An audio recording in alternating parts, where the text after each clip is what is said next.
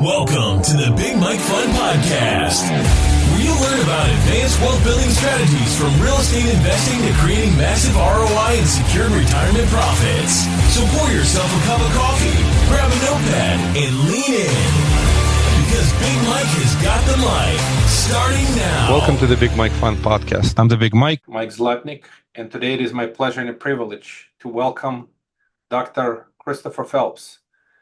Hi, Chris. How are you? Good, Mike. How you doing? I'm doing well.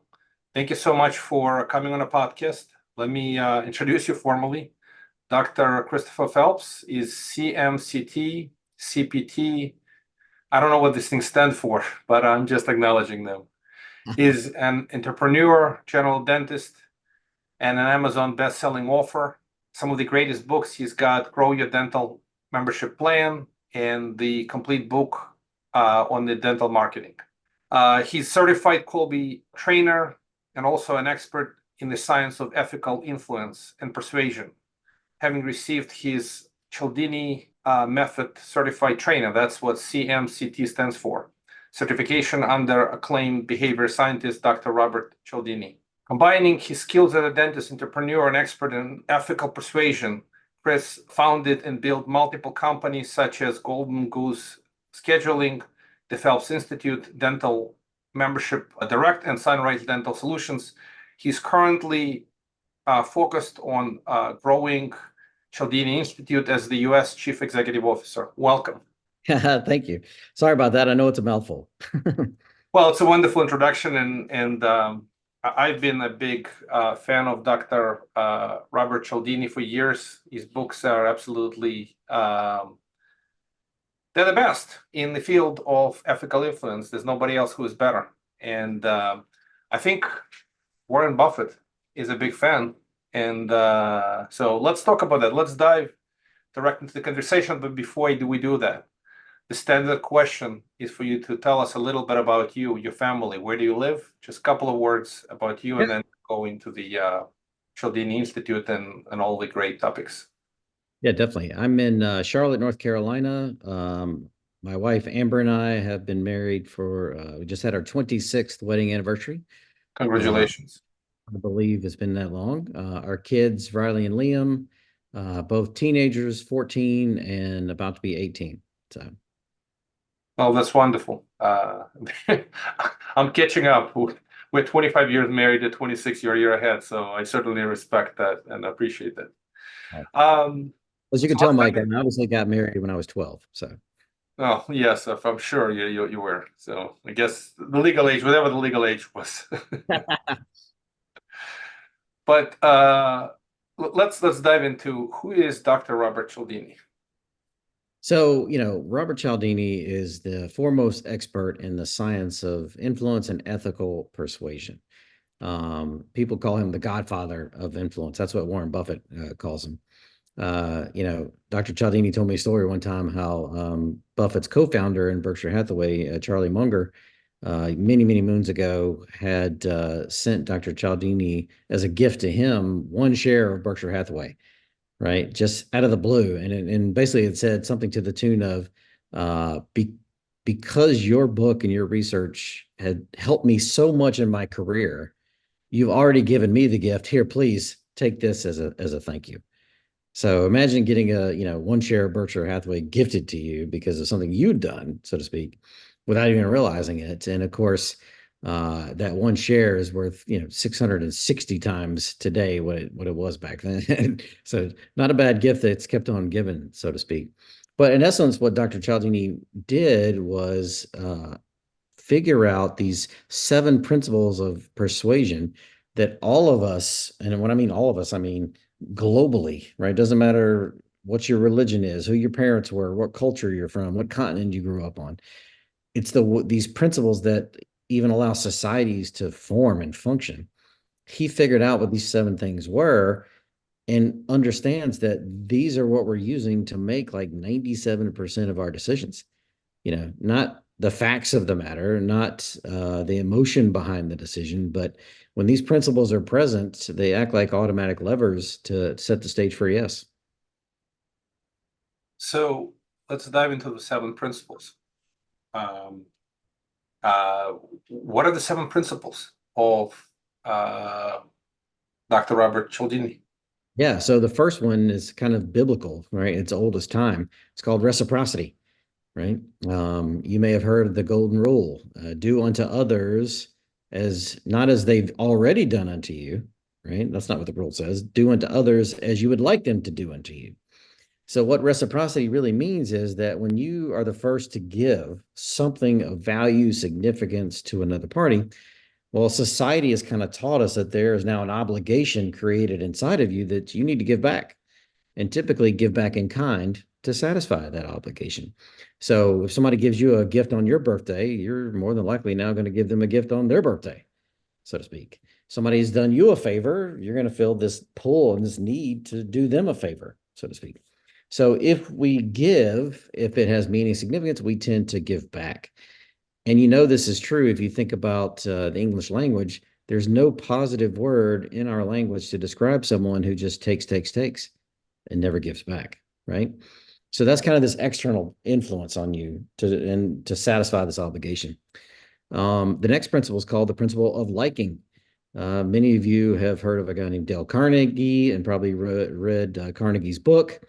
Well, in essence, Carnegie's book was really maximizing and leveraging Cialdini's liking principle to the nth level. So this liking principle at its core basically means that we like to do business with people we like. You know, if we like them, we're going to be more likely to say yes to a request made by that person. But in the influence world, we talk about this as not only do we like those to do business with those we like, but what does that really mean? How do you build rapport with somebody? Well, it's about finding the things in common with them. We like those who are like us, have commonalities, similarities to us. We like those who like us and tell us that they like us. So if somebody's the first to show me that they like me or tell me that they like me, I'm more likely to like them back as a result and reciprocate. So liking and reciprocity kind of go hand in hand sometimes. We've got this principle called unity, right? So unity is not about you versus me, right? We're individual people. It's about we as this unit. So it could be a family unit. It could be a religion unit. It could be a culture unit. It could be a geographic unit. But ultimately with unity, they're not opposite of us. They are us is kind of the mindset there. Okay. And of course, we want to say yes to those that are unified or on our team and on our side, who we're in partnerships with. The next principle is called, used to be called consensus, but now we call it social proof. And it's probably the most powerful of the principles when it comes to online advertising today. Amazon, the big juggernaut that it is, started out as a social proof company. They didn't start selling stuff from day one. They were the first place that if you were interested in a product, you'd go to Amazon. It was a review site, right? And you would look to see, well, what's everybody saying about this thing? And it was the first place you could really go, the masses could go to say, hey, if I'm looking to buy a vacuum cleaner, hey, wait a minute. All right, here's one. And we got 5,000 people that said something nice and positive about this type of vacuum cleaner from this company. But here's another one, and nobody said anything nice about it. Okay, well, I don't know anything about vacuum cleaners, but which one might I buy now? Right. And Right. so once they got people coming and the social proof of what everybody else was doing and saying about these products that they could trust. And then, of course, Amazon was smart. They monetized that. Well, instead of just recommending stuff, why don't we sell it as well? But this principle of social proof means that oftentimes we look to the evidence, what others are doing, what they're saying, et cetera, to show us what we should be doing. So this is the proof of the crowd, so to speak. If the crowd's moving a certain direction, it's going to influence and pull us to want to do the same and follow suit. The authority principle is another powerful one. So what the authority principle means is that ultimately we still need credible, trustworthy authorities to tell us what we should do. Because truthfully, we don't have time to be an expert in everything. I mean, it's not that we couldn't, but because we don't have the time and resources to be an expert in everything, we need these authorities to tell us what we should do. And we've learned through time that if it is a credible authority, we can trust their recommendation and their advice. Okay. So we look to credible authorities to tell us what we should do. The next principle is called consistency. And to me, it's probably one of the most powerful, but consistency basically means, think of this as the commitment principle. So if somebody makes a commitment, They take a stand on an issue, put money into the game, time, effort, whatever. But if they really commit, then there's a lot of external and internal influence on them to follow through with the commitment that they've made and do what they said they were going to do. People want to be consistent in their thoughts, actions, and beliefs, and be perceived by others as being consistent in their thoughts, actions, and beliefs. So in essence, if you get people to commit, they tend to do. That's simple as that. If they're not doing, then this is my aha moment. Guess what? You probably didn't get a commitment out of them, right? Get a better commitment and watch what people do. And our last principle, of course, is one most people are familiar with because it's probably the one that's been abused the most unethically against us by others. It's called the principle of scarcity. Okay. And scarcity at its core is built around loss. Okay. And this truth of the matter of that we care more about what we stand to lose in a situation than what we stand to gain from a situation. But true ethical scarcity is all about resources. Okay, so if resources of an item are dwindling or about to run out, then what that does is it motivates you to want that thing more and do more to get it, even if you didn't want it to start with. And here's where it comes back, kind of like social proof is like it has an evolutionary pull, right? If the school of fish are moving a certain direction, you don't want to be the fish swimming along, right? They may know something you don't. So it's an evolutionary mechanism to protect you. So is scarcity. So if the oxygen in the room you're sitting in right now and listening to this was about to run out and disappear, I think most of you would prefer to know that before it happens, not after it happens. Because if you know the air is running out, what's it going to motivate you to do? Let's get the heck out of here and go find some air. Okay. Yeah. So that's what scarcity is really pulling from. So our lizard brain just hasn't been able to discern true life or death resources like food and water and shelter and whatnot disappearing to the food in line at Starbucks not being available. And suddenly it makes me want it more. The pull is the same, which is kind of interesting. So, you combine these 7 principles and you can see just in just a few examples I've given you, how much we as society lean on these to help make our decisions. Well, all of them are brilliant, and the combination of them is incredibly powerful. Some of the stuff that you mentioned, of course, most of us use every day subconsciously, and these are biblical concepts. Given, thou shalt receive. So it's the reciprocity. Some of the stuff is so basic. So I appreciate the great overview of these principles. So how do you help folks, maybe through Cialdini method certified trainer or Cialdini Institute, to implement these principles in their everyday lives and businesses? Because these are very powerful. As we were discussing, we use many of these principles every day. It's almost to the degree that it's subconscious. But in my head, I've always said no, like, and trust. Right? Before you can do any business with anyone, you have to establish no, like, and trust. That's a liking, right? It's one of those things. It's if you can't establish the like, just the chances of doing business are minimal. And of course, many other principles make sense too. But how do you work with folks to help them implement in their organizations? Maybe it's part of the marketing, ethical marketing. Maybe that's what the biggest implementation of these principles are. Just curious. And this goes back to what the Certified Trainer Program does, plus how does the Institute help folks?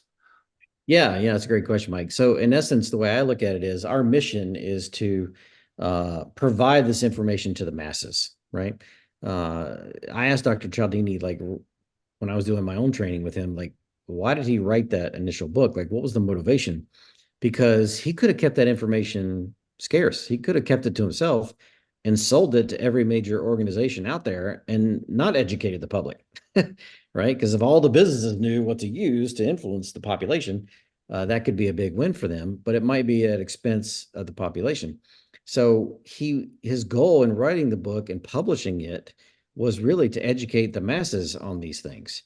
And so when you're educated on them, and let's say you see the pull of the crowd going a certain direction, now that you know that, so to speak, usually now it's going to rise out of the subconscious into the conscious thought and go, all right, I see what they're doing, but does that make sense for me? right? So you can educate us to resist these things if it doesn't make sense, because sometimes they aren't used in our favor, so they're just not in our best interest. So traditionally, in the past, you had to come to a Cialdini method certified trainer like myself to get this training, and we would come to your business or whatever that is, and we do workshop training. So 1 day, 2 days, those kind of things. Teach you the principles, give you some ideas on application, and then it was really left up to you to figure it out. That's how I learned them initially. And kind of when I had a couple of dental practices and I sold my 2 best offices, took over my 2 worst ones. Once I learned from Cialdini, I went back to my practices and kind of used them as my laboratory to experiment and try to implement as many of the behavioral science research as I learned as possible into them to solve my pain points and challenges. What we've kind of done with the Institute is now we're trying to make it available and more accessible for people to get this information.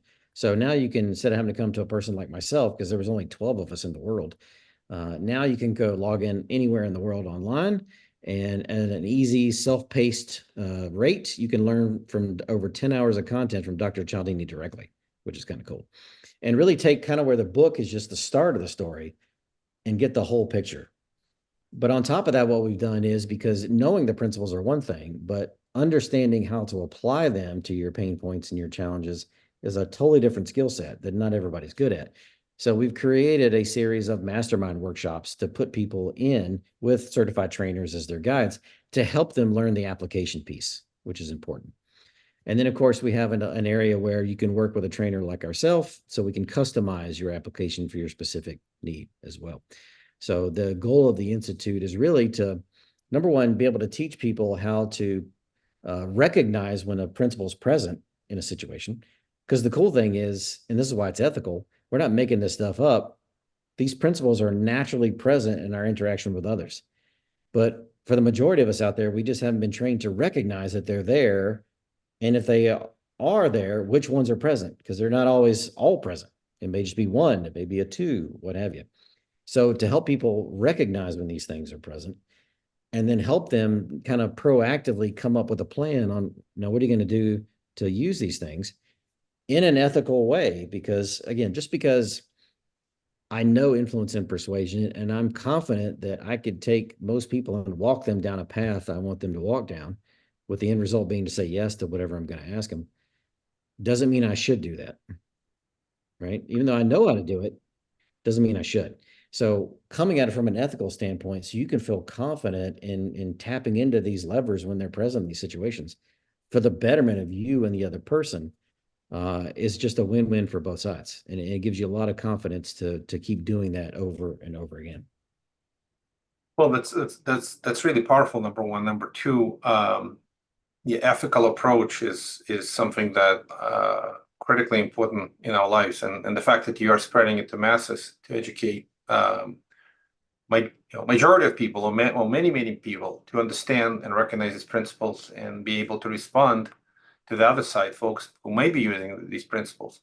I have to say that I turn on the Audible version of the Influence book on my daily walks, and I come back to it again and again. And all the examples, it's almost down to a subconscious. Some of this stuff is really basic, and some of this stuff is a learned trait, and I have to listen to it again and again and think about it, because practical applications is an acquired skill. It's some folks are natural at this, and some folks are not. So again, the mission itself makes total sense. Online training course that you mentioned is great, and then some of the workshops. I'm certainly intrigued. We're going to talk to our team to see if we can get a little better at that stuff. And ethical business is important, because business is not always ethical, and that's a key element. So, how do you? So, besides doing these workshops and getting folks to get involved with the training course, what else you do to help folks be successful at this? Because it comes to mind. At least I'll tell you my thought process. We work with a lot of great folks, and at times reciprocity comes in. Well, what gift to give? Very simple. What do you do for them to feel real basic reciprocity? Do you buy something expensive, or even small things can make a difference. And how do you connect with folks? The unity. How do you feel part of the same thing? And sometimes people look like they go to the same college or university, or are in the same trade, et cetera, et cetera. There are certain basic elements, but how do you connect with somebody? How do you establish unity with you don't have a lot of commonalities, at least not on the surface? So these type of questions do come to mind. And you might have a great product or a service, but until you establish these things, it's difficult to do business. So from that perspective, these things are very simple, but they require a little more thought process. Not only that, they require customization to whatever organization mission is, or product or a service. So Definitely. just curious, any more comments on this? Yeah, so it goes back to level one, of course, is that providing education and training for people to digest on their own merits, their own time. What we call it, do-it-yourself learning, if you will. The next kind of level up that we offer is that, for lack of a better term, it's a train-the-trainer program. So we're training others inside companies, what we call in-company trainers, and independent trainers to go out and teach this stuff and create a business model around it on its own. And that's another way we're going to be using to spread the Cialdini influence to more people. But ultimately we realize, and kind of what we've done as a group for the last 30 years, Dr. Cialdini's been at it, is business coaching and consulting directly, like project focused. So we call this the "we do it for you" project, where they hire somebody like us to come in. They have their influence challenges, and we create the plan and help them put it into action. And a lot of the stories we teach in our trainings have come out from this. Like when you look at, we've worked with over 3,600 companies just in the United States alone. That's amazing. Big name groups that everybody's familiar with. The product, services, the advertisements you've seen, everything in between, at some point or another has had an influence touch behind the scenes. When you look at world leaders, world leaders from across the world have come to Cialdini for advice and counsel on what to do for their different situation. So a lot of times people will bring us in project focus to help them so we can do it for them. Like figure out the application, figure out the influence system, and they can put it into practice. And for instance, one of my companies I worked with was a group that deals with stem cells, and they had a group of stem cell centers across the United States. And so I came in and trained their executive team and created a whole series of not only persuasion, stuff you do before the person gets to you that influences them, but also persuasion stuff when they were in front of their customers. And the results can be significant. The small little things we implement, but in that company's case, increase revenue 50% across the board, and without any change in overhead. So sometimes all it takes is a little nudge or a little project focus help, and you can see some serious results. That's very powerful. What is persuasion? I've listened to the book too, but I love the audience to hear in your words, what is persuasion and what does that book cover? Yeah, that's a great question. So what's interesting was I had a hard time understanding persuasion at first initially, but the more I got into it, the more training I got on it, I started to see exactly what it is. And there's even a debate that could be made that it's even more powerful than the persuasion principles. And here's why. Because when you're talking to somebody in that moment and they're with you, that's when you can leverage persuasion. And these principles are present when they're in front of you. But there's things you can do to back it up, to persuade them. And persuasion is all about influencing that person into a mindset that is going to be favorable or going to make them more likely to say yes to whatever you're going to ask them when they are in front of you. So kind of persuasion primes the pump. It sets the stage before they ever get to you. So they're already coming in wanting to say yes. And then you use your persuasion principles to back that up. And it's just, none of these are guarantees, but it's just more weight in your favor to set the stage for that yes to whatever you're going to ask them. So persuasion is about mindsets, and the mindset you're in can completely shape the decision you're about to make. Okay. So the example I usually give in my dental world is that if I had a patient coming into my practice for the first time and she just had a knockdown, drag out fight with her husband, I mean, tears, divorce on the horizon, not sure what's going to happen to the kids. Like it was an ugly, ugly fight. She hangs up, puts that aside, gets herself together because she's here for an appointment. She comes in. She has an okay experience at the practice, right? And I come in talking about her dental needs. Where's her mind at right now? Is it on her mouth or her oral health at all? Or is it still in that car and that fight? Yeah, of course. She's in the So, past. Yeah. yeah. So, whether you realize it or not, when people come into a situation with you, the first time they come to your website, the first time they see your advertisement, when they talk to you on the phone, when they walk through the door of your business, when they're in my world and when they're in my chair meeting me for the first time, whatever that is, when they're coming into the situation with you, they're all coming in with a mindset already established, whether you realize it or not. And if you don't do anything to refocus that mindset on what is important, which is what you're about to talk about with them, then their mindset typically is competing with what you want to talk about, or it's distracting them from what you want to talk about. Either way, the door to yes is shut. Okay. And unless it's a top of mind pain situation or pain point for them, it's going to be hard to persuade them and open that door back up. So that's why I mean it's even almost even more powerful, because if you don't have them in the right mindset, you've already lost the battle. Yeah. You got nowhere to go. How did you solve the problem in the dental office in that situation when they are thinking about something else and that emotion is negative and very disruptive? Very disruptive. So, one of the things, there's a couple tips you can do to help reshape people's mindsets. Number one is you have to ask what we call commitment questions. You have to ask questions before they get in front of you that gets them rethinking about something else. So, like one of my favorite questions I'll ask my patients in a new patient questionnaire before they get to me is, hey, when it comes to your oral health, what do you prefer? Do you prefer to be reactive, meaning you're okay letting things go, even though it may cost you more time, money, and pain down the road because you waited? Or do you prefer to be proactive, someone who wants to avoid things costing them more time, money, and pain because they waited? And the truth of the matter is, because I asked that question before they got to me, whatever way they answer, that's who they are now in this moment.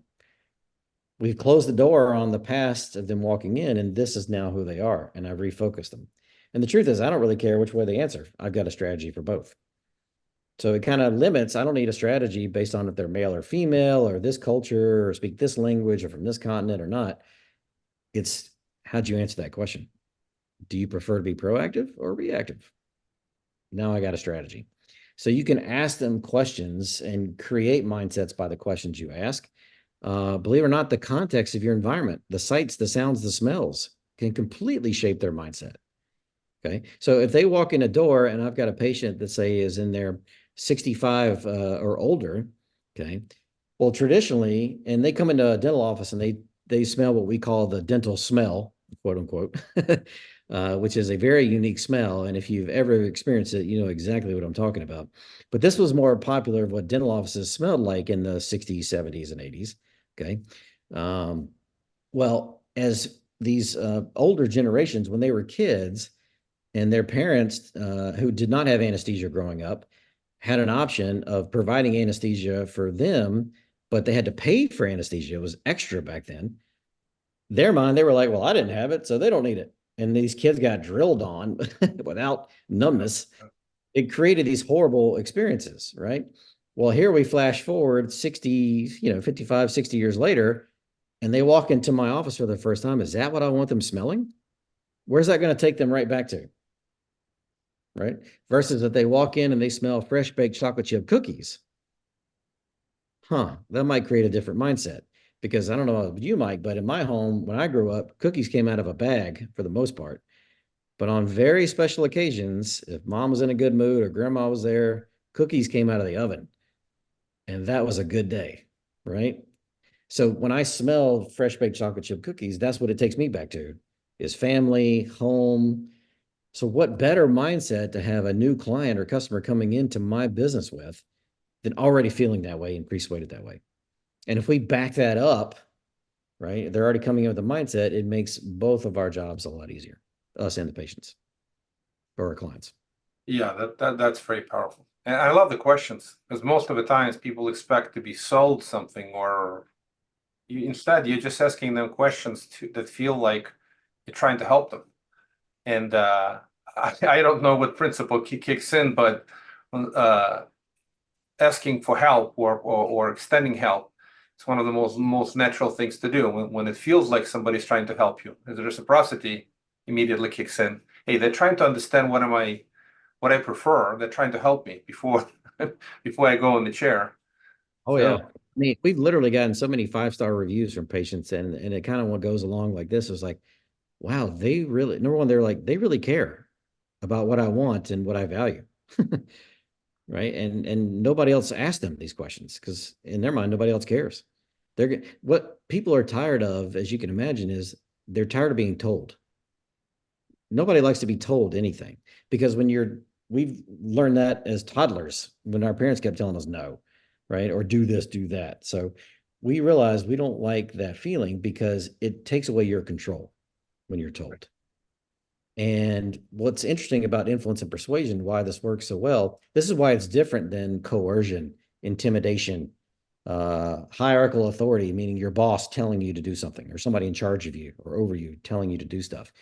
That's all united in that you don't have a choice. Okay. At least it's not a good one. I mean, you could do it or die, I guess, or get fired, but it's not a real viable choice in your mind. Versus to truly influence and persuade, by definition, it's all about presenting choices to the person. And they're in control of it every step of the way. Now, of course, we're guiding the choices, right? And guiding them down the path, but they're still in charge of it every step of the way. yeah, it's very powerful. I have to say that I'm certainly a big proponent of the choices, even educating your kids and giving kids the choice to make and let them make the right choice themselves.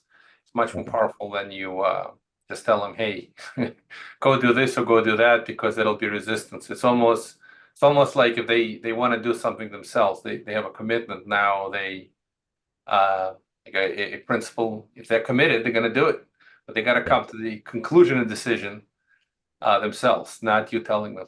So Yeah, that's exactly, Mike. And what's important about what you just said there is that sometimes not only what we say to people and the way we communicate it is important, but what's actually even more important, we call this a small thing you can do that can make a big impact.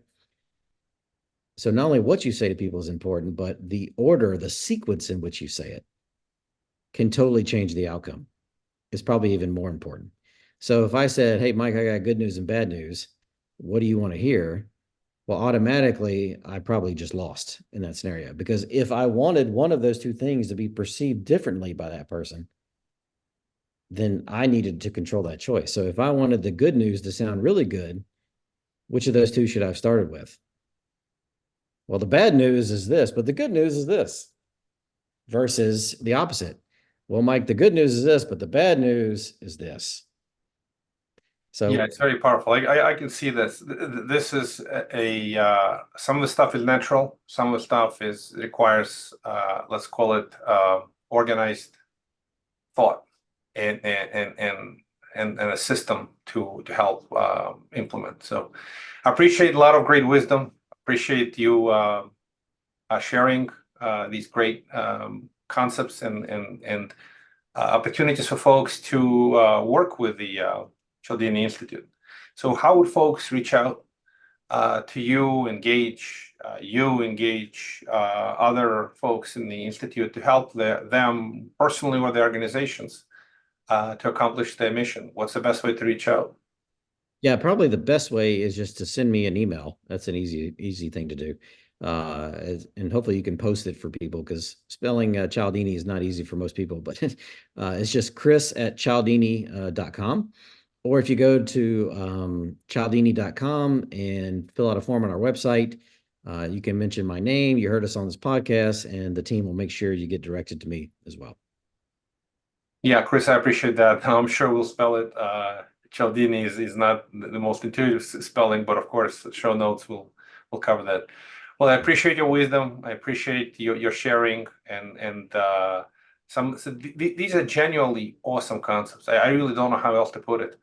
Like you explain, it's the opposite of a stick. It's a carrot. You're giving people a carrot. You're giving them constant motivation to get better and achieve the success through the carrot. other than the boss telling you something or having no choice. So influence is a very, very powerful, truly, for those folks who want to be great leaders, they have to learn influence, because that's what great leaders do. They're all about people and having people come to the conclusions to do things that they want to do on their own choice. It's back to the movie, The Matrix, right? Yes. Neo, right? He's here just to find out why, but it's almost like feel there's a guiding hand, and you're just helping folks to set those things in motion for the guiding hand to ethically persuade folks. Definitely. I feel like now I'm on the side of Morpheus, where I'm trying to present people with the red pill or the blue pill choice, right? And but I remember, like for me, when I heard Cialdini speak, when there was that line from the Matrix, and Morpheus told Neo, he goes, "Hey, I'm going to show you the world that's been pulled over your eyes." And I remember that thinking, man, that's deep. I have no idea what it means, but wow, right? But now, I feel like I've woken up in the Matrix and I'm on the other side, and I see influence everywhere. Everyone out there, company, organization, individuals are all trying to influence and persuade us. Sometimes to their benefit, sometimes it's for our benefit. Ideally, it should be for both. But at least now, I've seen this world pull over our eyes from an influence standpoint, and I can't unsee it. And it's pretty cool. So I enjoy others when they have that wake up realization, same kind of moment. Thank you, Chris. This was awesome. Appreciate you coming and sharing. Looking forward to chat with you more. I am personally, I am influenced by the book, by the things that you offer as part of the Cialdini Institute, and we'll be chatting a bit more. So appreciate you. Thanks, Big Mike. Thank you. Thank you for listening to the Big Mike Fund Podcast. To receive your copy of Mike's How to Choose a Smart Real Estate Fund book, head to BigMikeFund.com or visit Amazon and type Mike's slot name. Keep listening and keep investing Big Mike style. See you on the next episode.